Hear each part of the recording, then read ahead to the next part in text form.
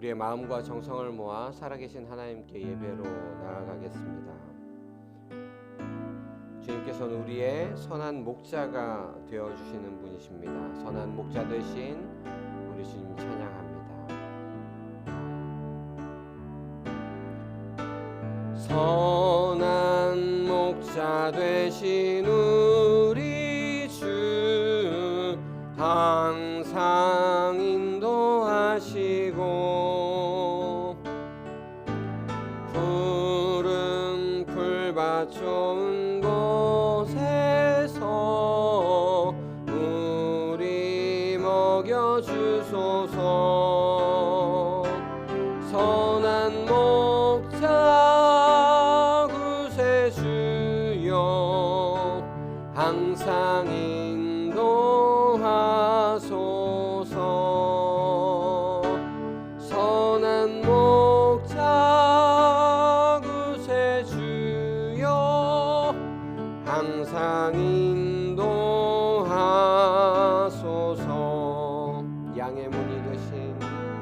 양의 문이 되신 예수여 우리 영접하시고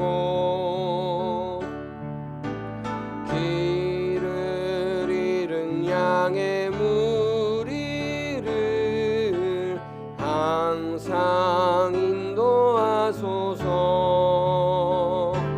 선한 목자 구세주여 기도 들어주소서.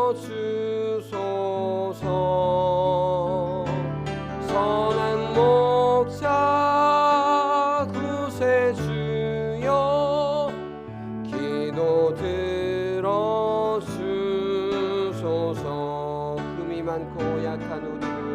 흠이 많고 약한 우리를 용납하여 주시고 주의 넓고 크신 은혜로 자유 얻게 하소서. 선한 목자 구세주여 지금 나아갑니다. 선한 목자 구세주여 지금 나아갑니다. 일찍 주의 뜻을 따라서 살아가게 하시고 주의 크신 사랑 베푸사 따라가게 하소서. 선한 목자 구세주여 항상 인도하소서. 선한 목자 구세주여 항상 인도하소서. 나 무엇과도 주님을 바꾸지 않으리. 다른 어떤 은혜 구하지 않으리. 오직 주님만이 내 삶의 도움이시니 주의 얼굴 보기 원합니다. 나 무엇과도 주님을 바꾸지 않겠습니다. 나 무엇과도 주님을 바꾸지 않으리. 다른 어떤 은혜 구하지 않으리. 오직 주님만이 내 삶의 도움이시니 주의 얼굴 보기 원합니다. 주님 사랑해요. 주님 사랑해요.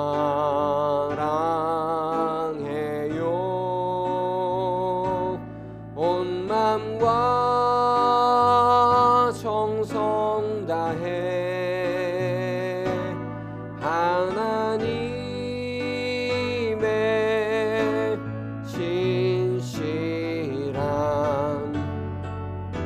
친구 되기 원합니다. 나 무엇과도 주님을 바꾸지 않겠습니다. 나 무엇과도 주님을 바꾸지 않으리. 다른 어떤 은혜 구하지 않으리. 오직 주님만이 내 삶의 도움이시니 주의 얼굴 보기 원합니다. 주님 사랑해요. 주님 사랑해요.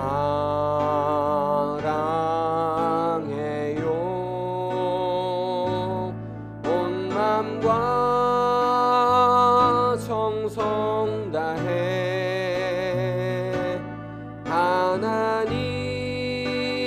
하나님의 신실한 친구 되기 원합니다. 주님 사랑해요. 주님 사랑해요.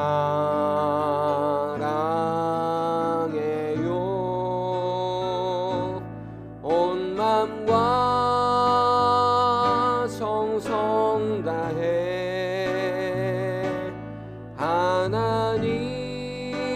하나님의 신실한 친구 되기 원합니다. 주님의 성령, 주님의 성령, 지금 이곳에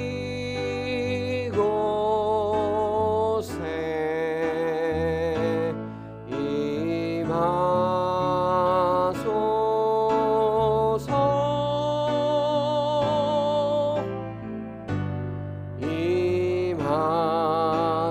임하소서. 주님의 성령, 주님의 성령, 지금 이곳에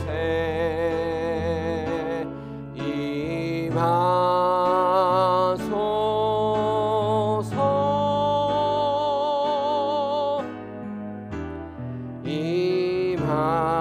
임하소서. 할렐루야. 할렐루야.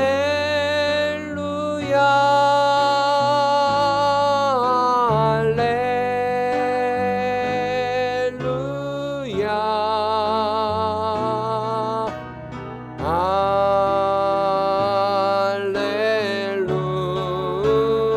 할렐루야.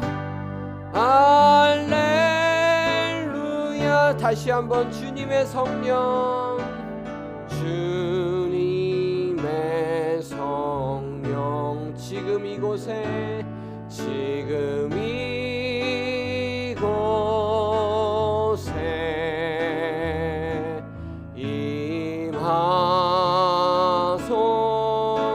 임하소서.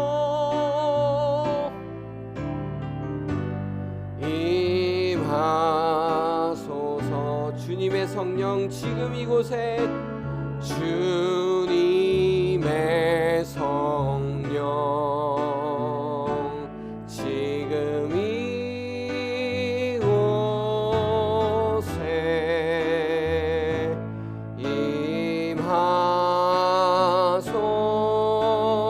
임하소서.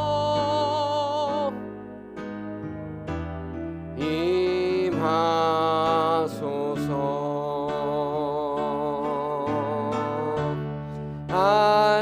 할렐루야.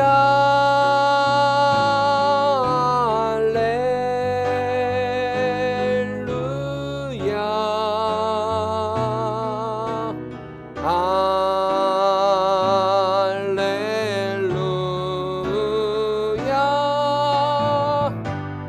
할렐루야.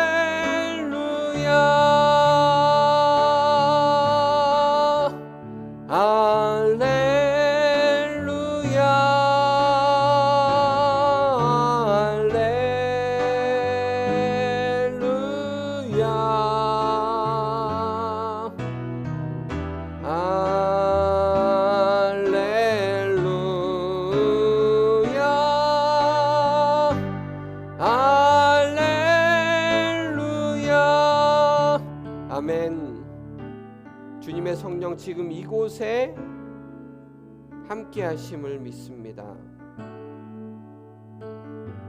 이 시간 우리가 주님의 성령을 통하여서 우리의 주님을 만나게 하여 주시옵소서. 이 시간 우리의 마음을 모아 주님께 나아갑니다.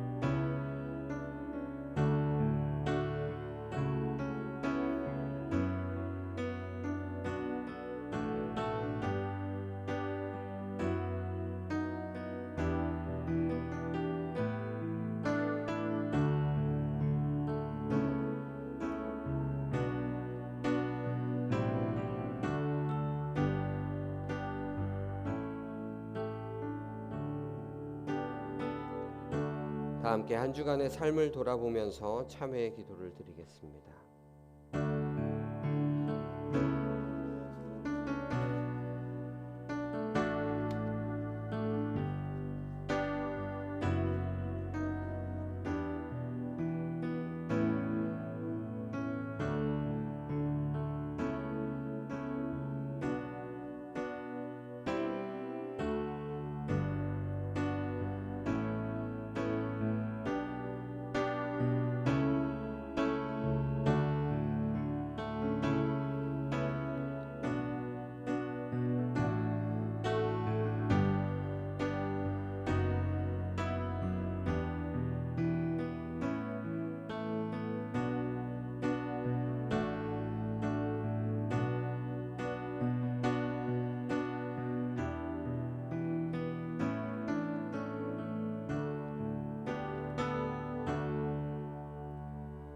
여호와는 은혜로우시며 긍휼이 많으시며 노하기를 더디하시며 인자하심이 크시도다.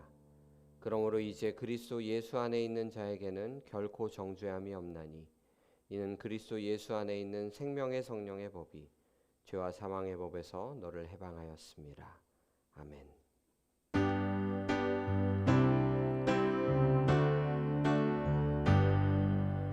내 영혼이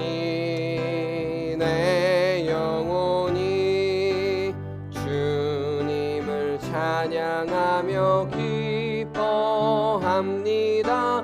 내 영혼이 주님을 찬양합니다. 내 영혼이 주님을 찬양하며 기뻐합니다. 내 영혼이 주님을 찬양합니다.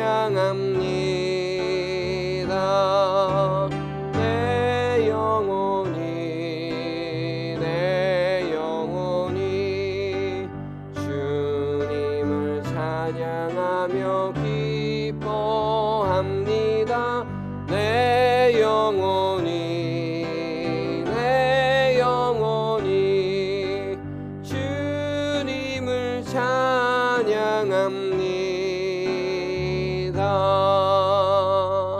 아멘. 오늘 우리에게 주신 하나님의 말씀은 구약 이사야의 말씀, 서신서 고린도전서의 말씀, 복음서 누가복음의 말씀입니다. 먼저 구약의 말씀을 봉독합니다. 이사야 6장 5절에서 8절까지의 말씀입니다. 나는 부르짖었다. 재앙이 나에게 닥치겠구나. 이제 나는 죽게 되었구나. 나는 입술이 부정한 사람인데 입술이 부정한 백성 가운데 살고 있으면서 왕이신 만군의 주님을 만나 뵙다니. 그때 스랍들 가운데서 하나가 제단에서 타고 있는 숯을 부집개로 집어 손에 들고 나에게 날아와서 그것을 나의 입에 대며 말하였다.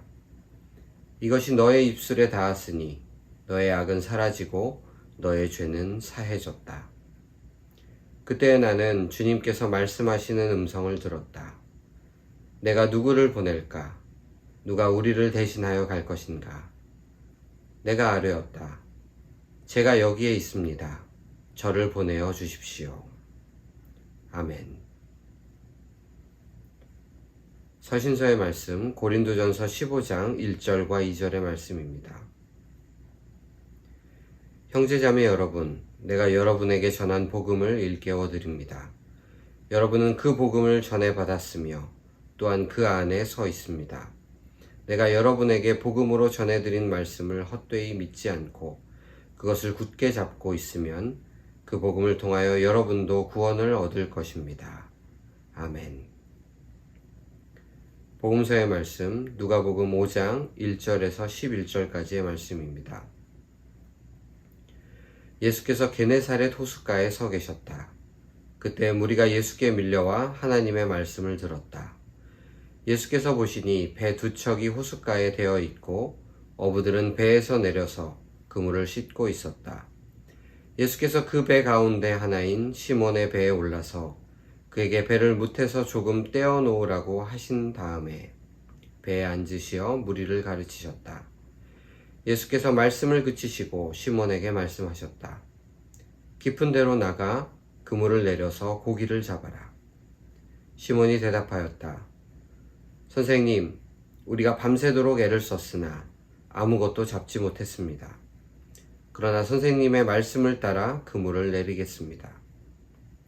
그런 다음에 그대로 하니 많은 고깃대가 걸려들어서 그물이 찢어질 지경이었다. 그래서 그들은 다른 배에 있는 동료들에게 손짓하여 와서 자기들을 도와달라고 하였다. 그들이 와서 고기를 두 배에 가득히 채우니 배가 가라앉을 지경이 되었다. 시몬 베드로가 이것을 보고 예수의 무릎 앞에 엎드려서 말하였다. 주님, 나에게서 떠나 주십시오. 나는 죄인입니다. 베드로 및 그와 함께 있는 모든 사람은 그들이 잡은 고기가 엄청나게 많은 것에 놀랐던 것이다. 또한 세베대의 아들로서 시몬의 동료인 야고보와 요한도 놀랐다. 예수께서 시몬에게 말씀하셨다. 두려워하지 말아라. 이제부터 너는 사람을 낚을 것이다. 그들은 배를 무태댄 뒤에 모든 것을 버려두고 예수를 따라갔다. 이것은 주님의 말씀입니다. 아멘. 오늘은 사정상 제가 교회에서 예배를 드릴 수가 없어서 이렇게 녹화 영상을 제작해서 함께 예배를 드리게 되었습니다. 교회에서 함께 예배 드리셨던 분들, 함께 예배 드리지 못해 죄송한 마음을 전합니다. 또 찬양을 할 수가 없는 상황이어서 예전 예배의 찬양을 다시 사용하게 된 점도 여러분들께서 좀 양해를 해주시기를 부탁드립니다. 오늘 복음서 본문 누가복음에 나오는 제자 소명 이야기입니다. 예수님께서 제자들을 부르신 이야기인데요. 누가복음의 소명 이야기에는 마태복음이나 마가복음에는 나오지 않는 긴 이야기가 등장을 합니다. 제자들을 불렀더니 제자들이 따랐다. 다른 복음서에는 그렇게 간략하게 소개가 되어 있는데 누가복음에는 그 앞에 길게 이야기를 붙여 놓았습니다. 오늘 본문을 보니까 예수님께서 게네사렛이라고 불리는 호숫가에 계셨고 무리가 몰려와서 예수님께서 전하시는 하나님의 말씀을 들었다. 그렇게 이야기를 하고 있습니다. 그리고 그 호숫가에는 배가 두 척이 있었는데 어부들이 그 옆에서 그물을 씻고 있었다. 그렇게 묘사를 하고 있습니다. 그곳에서 예수님께서는 두 척의 배 중에서 시몬의 배에 오르셨습니다. 베드로의 원래 이름이 시몬이거든요. 이 베드로의 배에 예수님께서 오르신 것이죠. 그렇게 베드로의 배에 예수님께서 오르셔서 무리를 가르치셨습니다. 그리고 베드로, 이 시몬에게 말씀하셨습니다. 깊은 데로 나가서 그물을 내리고 고기를 잡아라. 그랬더니 시몬이 대답했습니다. 선생님, 저희가 밤새도록 애를 썼는데 아무것도 잡지를 못했습니다. 하지만 선생님이 말씀하시니까 저희가 그 말씀을 따라서 깊은 곳에 가서 그물을 내려보겠습니다. 그리고 나서 시몬이 예수님 말씀대로 하니까 그물이 찢어질 정도로 많은 물고기가 잡혔습니다. 시몬의 배에 있던 사람들만 가지고서는 그 많은 물고기들이 감당이 되질 않았어요. 그래서 옆에 있던 다른 배에 있었던 동료들까지 불러서 그 물고기를 끌어올렸습니다. 본문은 이 고기가 얼마나 많았는지 배가 거의 가라앉을 지경이었다. 그렇게 이야기를 하고 있습니다. 이 장면을 두고 우리가 흔히 이렇게 설명을 많이 합니다. 고기를 잡는데 이 베드로가 전문가인 베드로보다 예수님이 더 잘 알고 계셨다. 그래서 이렇게 놀라운 기적이 일어난 것이다. 그래서 그 기적을 본 제자들은 예수님을 따를 수밖에 없었다. 그렇게 설명을 하죠. 또 어떤 찬양은 이 장면을 가지고 주님의 말씀을 의지해서 깊은 곳에 그물을 내렸더니 놀라운 기적이 일어났다. 믿는 자에게는 능치 못할 일이 없다. 그렇게 이야기를 하기도 합니다. 믿었더니 기적이 일어났다. 우리도 믿으면 기적을 이룰 수 있다. 그런 이야기죠. 두 이야기 다 기적에 초점을 둔 그런 해석입니다. 그런데 이렇게 기적에 초점을 둔 해석, 오늘 본문의 핵심과는 좀 거리가 있습니다. 놀라운 기적이 일어난 것은 분명히 맞습니다. 그런데 그 기적이 오늘 본문의 핵심은 아니다라는 거죠. 이렇게 놀라운 일을 경험한 베드로, 와, 예수님 대단하십니다. 그렇게 대단하신 예수님을 제가 좀 따라가야 되겠습니다. 따라다녀야 되겠습니다. 베드로가 그렇게 이야기할 만도 한데 베드로는 그렇게 이야기하지 않았습니다. 베드로가 예수님의 기적을 보고 소위 예수님의 능력을 힘입어서 뭔가를 해보려고 하지 않았다라는 거예요. 오늘 본문이 이야기하고자 하는 핵심, 기적이 아니다. 기적 같은 예수님의 능력을 힘입어서 뭔가를 하는 것이 아니다. 라는 거죠. 핵심은 8절 이후에 있습니다. 8절을 보니까 베드로는 예수님 무릎 앞에 엎드렸습니다. 그리고 이야기했습니다. 주님, 저는 죄인입니다. 제게서 떠나 주십시오. 아까 그물을 내릴 때는 호칭이 선생님이었습니다. 베드로가 예수님을 향해서 선생님 이렇게 부르거든요. 그런데 이제 호칭이 주님이 되었습니다. 누가복음에서 예수님의 공생애가 시작된 이후에 제일 먼저 예수님을 주님이라고 부르는 그런 장면입니다. 베드로는 나는 죄인입니다. 나에게서 떠나 주십시오. 그렇게 이야기를 했습니다. 신을 만난 인간의 자연스러운 반응이다. 그렇게 이야기할 수 있을 것 같습니다. 신의 현현 앞에서 하나님께서 인간에게 나타나셨을 때 우리는 스스로의 죄와 부족함을 깨달을 수밖에 없다라는 것이죠. 흔히 생각하는 것처럼 내가 하나님의 능력을 가지고 그 능력을 힘입어서 내가 뭔가를 해봐야 되겠다. 그런 생각은 지극히 이 자기중심적인 생각, 인간 중심적인 생각입니다. 그런데 하나님을 제대로 만난 사람들은 그 크고 무한하신 하나님 앞에서 스스로의 부족함, 그리고 스스로의 연약함, 자기 한계를 보고 겸손해 무너지기 마련입니다.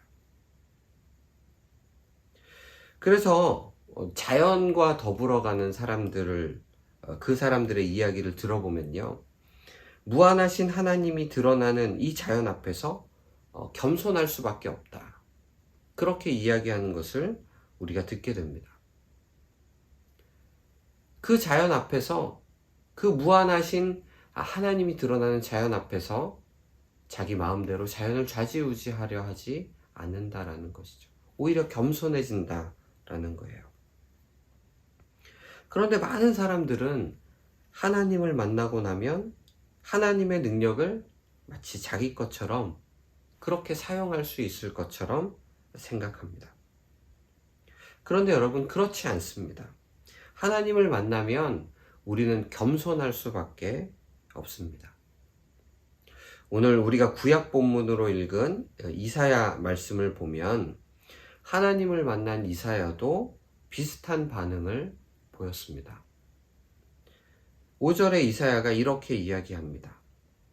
재앙이 나에게 닥치겠구나. 이제 나는 죽게 되었구나.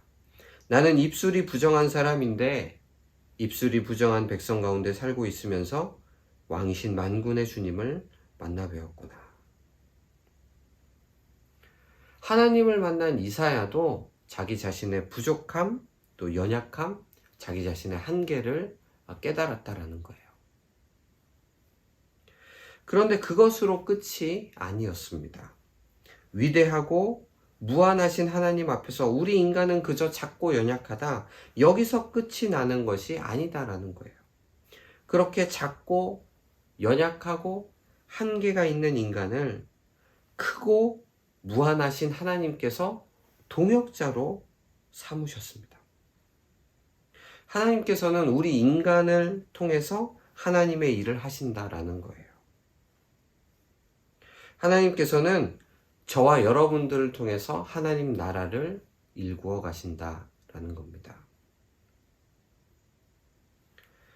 구약시대에는 하나님을 만나 뵈면 죽는다고 생각했어요. 그래서 이사야가 한탄을 한 겁니다. 나는 입술이 부정한 사람인데 하나님을 뵙게 되었으니 이제 죽게 되었다. 그렇게 절망스럽게 한탄했습니다. 그런 이사야에게 스랍 하나가 날아와서, 스랍은 이제 천사 같은 존재인데요, 스랍 하나가 날아와서 제단의 숲을 가져와서 이사야의 입에 댔습니다. 그리고 이야기했습니다. 괜찮다. 너의 악이 사라졌고 너의 죄가 사해졌다. 그렇게 이야기했어요. 그리고 나서는 하나님의 음성이 들려왔습니다. 내가 누구를 보낼까? 누가 우리를 대신하여 갈 것인가? 하나님을 만난 이사야가 죽지 않았습니다. 오히려 하나님께서는 이사야가 하나님을 대신해서 나서주길 바라고 계셨어요. 이사야가 하나님의 일을 하길 바라셨습니다. 그때 이사야가 하나님께 응답했습니다. 제가 여기 있습니다. 저를 보내어 주십시오. 하나님을 만난 이사야가 자기의 부족함, 자기의 연약함, 또 인간적인 자기의 한계, 이런 것들을 알아차리고 절망했는데 하나님께서는 그런 이사야를 하나님의 일을 감당하는 하나님의 동역자로 세우셨다라는 거예요.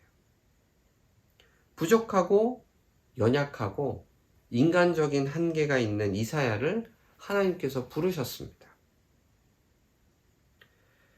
오늘 본문의 예수님도 마찬가지셨습니다.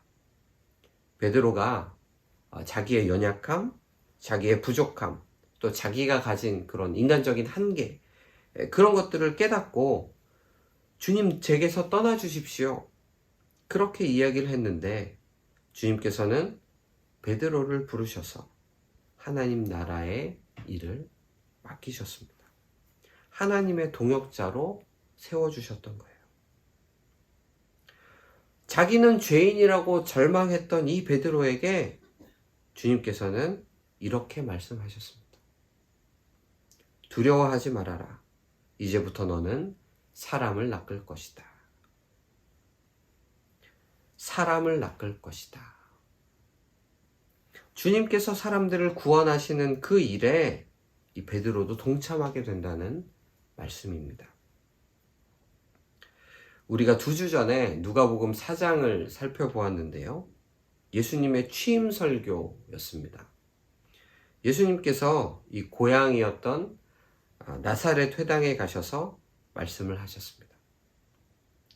가난한 사람, 포로된 사람, 앞을 보지 못하는 사람, 억눌린 사람들에게 해방을 선포하시기 위해서 예수님께서 이 땅에 오셨다. 그렇게 말씀하셨습니다. 그리고 예수님께서는 바로 그 길을 같이 갈 제자들을 찾고 계셨어요. 그래서 물고기를 잡고 있었던 이 베드로를 부르셨던 겁니다.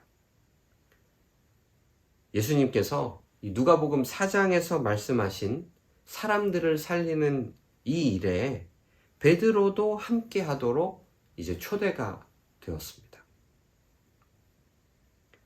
깊은 데로 가서 그물을 내려라. 이것은 이제 앞으로 베드로가 해야 할 일을 상징적으로 보여주고 있다. 그렇게 볼 수 있습니다. 창세기 1장을 보면 깊은 물이 등장합니다. 이 깊은 물은 악, 고통, 무질서 이런 것들을 상징합니다. 그래서 깊은 물에 그물을 내린다. 거기서 물고기를 잡는다. 고통 가운데 있는 사람들을 구원해내는 그런 상징으로 볼 수 있습니다. 그래서 예수님께서는 이 고통 가운데 있는 사람들을 낚을 거라고, 그 사람들을 구해낼 거라고 그렇게 말씀을 하고 계신 거죠.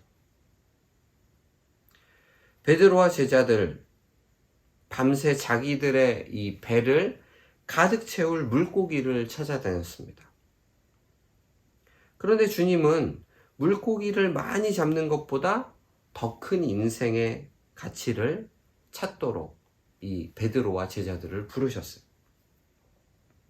바로 하나님 나라의 일을 하라고 제자들을 부르셨던 거죠. 고통 가운데 있는 이들에게 해방을 선포하고 그 사람들을 고통에서 건져내는 일로 제자들을 부르셨던 겁니다. 그런데 예수님께서는 잘난 사람, 능력 있는 사람, 혹은 의인, 뭔가 대단한 사람을 불러서 이 일을 맡기지 않으셨어요. 오히려 나는 죄인입니다. 스스로의 부족함을 알고 스스로의 한계를 알고 겸손히 자기를 낮추었던 베드로에게 예수님께서는 하나님 나라의 일을 맡기셨어요. 주님께서는 이 고통받는 사람들을 구원하시기 위해서 잘난 사람들을 부르셨던 것이 아니었습니다. 그들과 똑같이 고통 가운데 있는 사람들을 부르셨습니다. 지금도 똑같이 고통받는 사람들을 부르셔서 고통받는 사람들을 해방시키려고 그렇게 예수님은 하신다라는 거예요.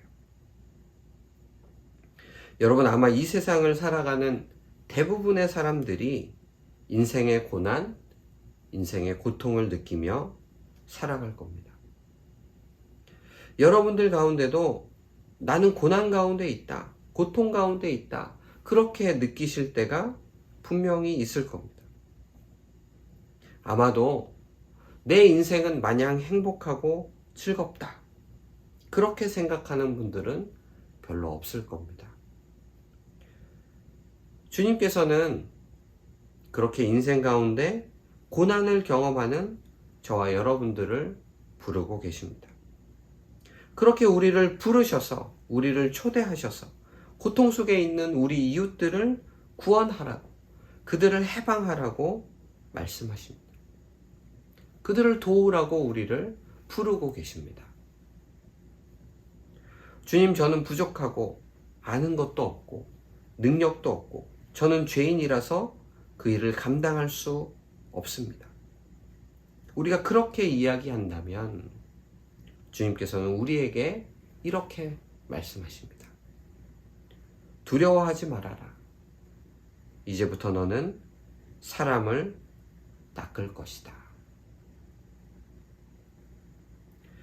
오늘 본문에서 베드로 이 말씀을 듣고 이제까지 물고기를 낚기 위해서 가지고 있었던 자기 배를 버렸습니다. 그리고 예수님을 따랐습니다. 이제까지 자기가 가지고 있었던 인생의 목표와는 전혀 다른 새로운 인생의 목표를 발견하고 그것을 향해서 나아가게 된 거죠.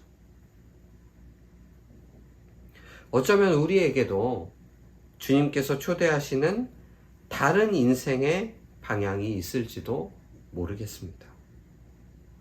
어쩌면 우리에게는 우리가 미처 발견하지 못한 더 큰 인생의 목표가 있을지도 모르겠습니다. 지금까지는 마치 물고기를 잡으려고 배에만 매달려 있었던 제자들처럼 우리도 무엇인가에 매달려 있었기 때문에 우리에게도 이제까지 알지 못했던 하나님의 부르심이 있다는 것을 알아차리지 못했을지도 모르겠습니다. 어쩌면 주님께서 우리에게 맡기실 일, 사람을 낚는 일, 고통 속에 있는 이들을 돕고 그들을 해방하는 일이 우리 인생의 더 커다란 목표일지도 모르겠습니다. 사랑하는 여러분, 주님께서 우리에게 말씀하십니다. 두려워하지 말아라. 이제부터 너는 사람을 낚을 것이다. 사랑하는 여러분, 주님께서 우리를 주님을 따르는 길로 초대하십니다. 우리가 그 초대에 응답할 수 있길 바랍니다. 말씀 생각하면서 잠시 침묵하겠습니다.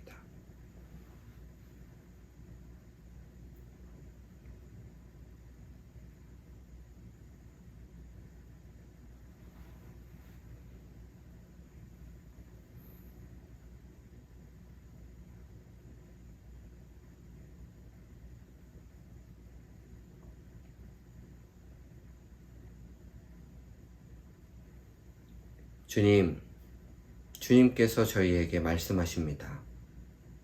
두려워하지 말아라. 이제부터 너는 사람을 낚을 것이다. 주님, 저희가 미처 깨닫지 못했던 저희 삶의 목표를, 하나님의 부르심을 저희가 알아차리길 원합니다. 주님께서 저희를 불러주실 때에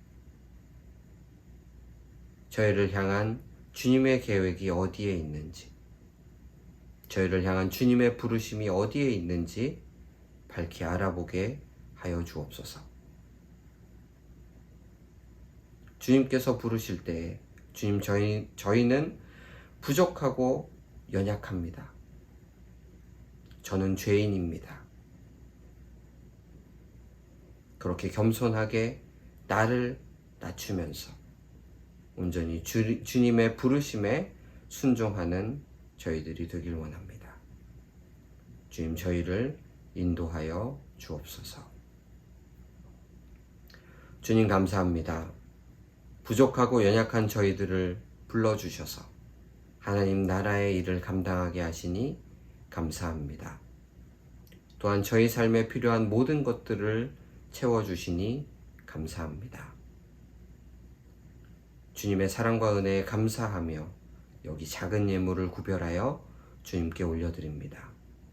비록 작은 것, 저희의 일부를 주님께 올려드리지만 저희의 모든 것이 주님의 것이라는 고백으로 드리오니 이 예물을 기쁘게 받아 주옵시고 예물이 쓰여지는 곳마다 하나님 나라가 확장되는 놀라운 역사를 이루어 주옵소서. 예물과 함께 저희의 삶도 주님께 드리오니 하나님 나라를 위하여 사용하여 주옵소서. 주님께서 저희 모두와 함께하여 주심을 감사드리며 예수님 이름으로 기도드리옵나이다. 아멘.